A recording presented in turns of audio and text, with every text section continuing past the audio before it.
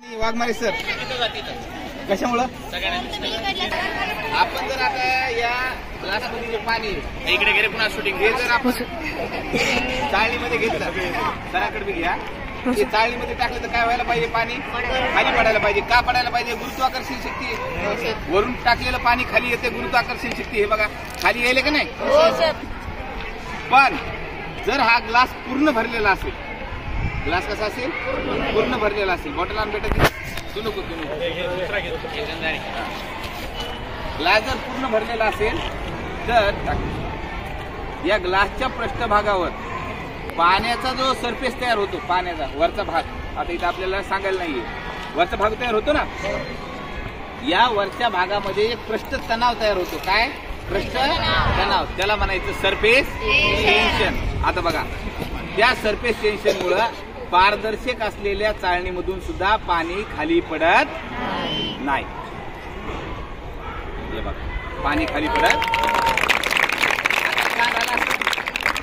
हे का झालं तर पाण्याच्या पृष्ठभागावर जे काही पाण्याचा पृष्ठभाग होता याच्यावर एक तणाव निर्माण झाला इलास्टिक नेचर सारखा आणि त्यानं काय केलं त्याला असं सगळं ताणून ठेवलं कोणाला पाण्याच्या मॉलिक्युल्सला ताणून ठेवल्यामुळं ते मॉलिक्युल्स या चाळणीमधून खाली येत हे बघा पाणी आता भरपूर भरलेले त्याच्यामध्ये सगळं पाणी भरलेले पण तरी येणार तुम्हाला करून बघायचं का कुणाला चला या मुली तिला येऊ दे तिला तिची चाळणी तिला येऊ द्या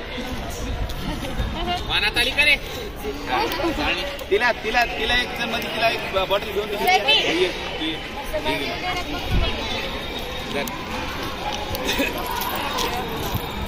तू बॉटल धर बॉटल पाणी टाकले त्याच्यामुळे ग्लास मध्ये असलेल्या त्याच्या व्हॉल्यूम पेक्षा जास्त पाणी बसते बरं का ग्लास मध्ये थांब थांब पूर्ण भरलं का हा हात ठेव त्याच्यावर आता हात ठेव हा हा पलटी मार काढ हात हळूच हा आता वरी कर हे बघा ना बघ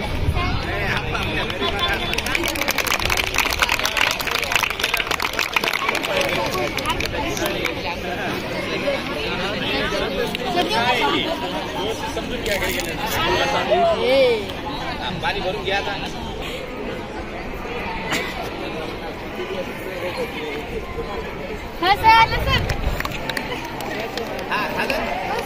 व्हेरी गुड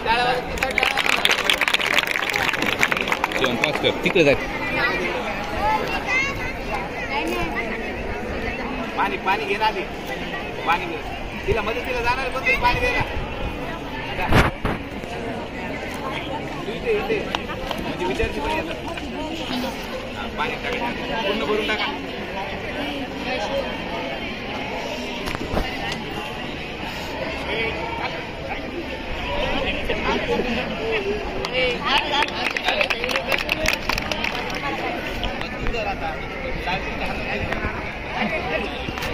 पाणी भरा शेतला